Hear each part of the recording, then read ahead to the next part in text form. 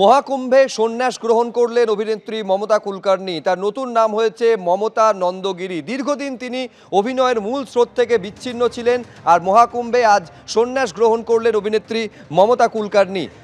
ছবি আপনারা দেখতে পাচ্ছেন। আজ সন্ধ্যায় তার পট্টাভিষেক হবে। কিন্নর আখড়ায় মহামণ্ডলেশ্বরে দায়িত্ব সামলাবেন তিনি।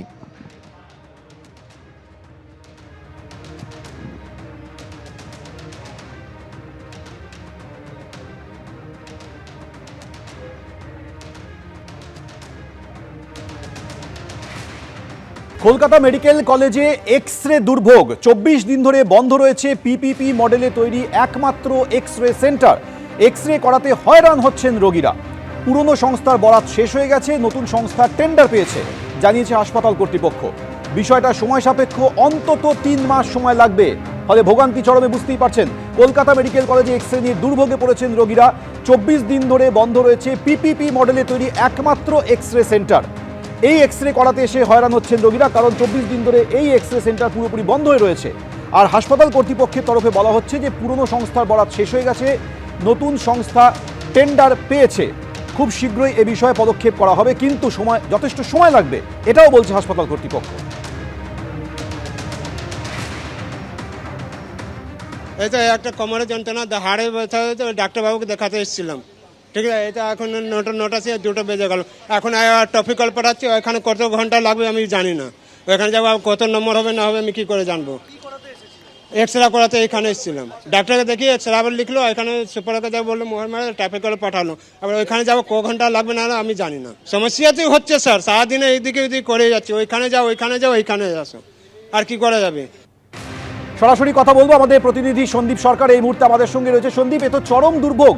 24 দিন ধরে একমাত্র পিপিপি মডেলে তৈরি এক্স রে সেন্টার বন্ধ রয়েছে। হাসপাতাল বলছে যে খুব শীঘ্রই পদক্ষেপ করা হবে, কিন্তু সেটা তো সন্দীপ 7-10 দিনের ব্যাপার নয়, অন্তত 90 দিন লাগবে।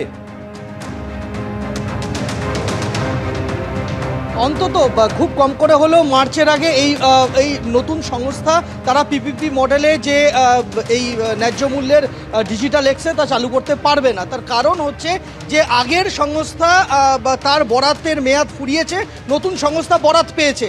এখন নতুন সংস্থা ওই জায়গাতে পিপিপি মডেলে যদি ডিজিটাল এক্সরে সেন্টার খুলতে যায়, তাহলে যেহেতু রেডিয়েশন নিয়ে কাজ কারবার, সে কারণেই অ্যাটমিক এনার্জি রেগুলেটরি বোর্ডের এইআরবির পারমিশন লাগবে, নতুন করে নিতে হবে এইআরবির পারমিশন। এবং এই অ্যাটমিক এনার্জি রেগুলেটরি বোর্ডের পারমিশন পাওয়াটা একটা সময় সাপেক্ষ ব্যাপার।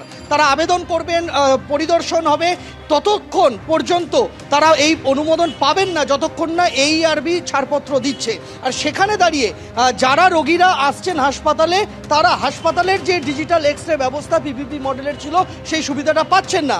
তাদেরকে ছুটে আসতে হচ্ছে হাসপাতালের ডেপুটি সুপারের অফিসে। ডেপুটি সুপার এখানে তাদের কাগজে, তাদের যে ডাক্তারের প্রেসক্রিপশন, তাতে তিনি লিখে দিচ্ছেন যে রোগী অন্য জায়গা থেকে করাতে পারবেন। সেই কাগজ নিয়ে তাকে যেতে হচ্ছে ক্যালকাটা স্কুল অফ ট্রপিক্যাল মেডিসিনে, অন্য হাসপাতালে, মেডিকেল কলেজের বাইরে পার্শ্ববর্তী হাসপাতালে, সরকারি হাসপাতালে, সেখানে গিয়ে তারা এই নিখরচায় ডিজিটাল এক্সরে করতে পারছেন। এই ব্যবস্থাটা চালু করা হয়েছে বিকেল 5টা পর্যন্ত। বিকেল 5টার পরে হাসপাতালের নিজস্ব সরকারি একটি ডিজিটাল এক্সরে আছে, সেখানে সাধারণ মানুষ এক্সরে করাতে পারবেন, সেটা বিকেল 5টার পর থেকে। কিন্তু বিকেল 5টার আগে পর্যন্ত, যেটা দিনের মূল গুরুত্বপূর্ণ সময়, সেই সময় ডিজিটাল এক্সরে করাতে হলে হাসপাতালের ডেপুটি সুপারকে দিয়ে লিখিয়ে তারপর রোগীকে যেতে হবে ক্যালকাটা স্কুল অফ ট্রপিক্যাল মেডিসিনে।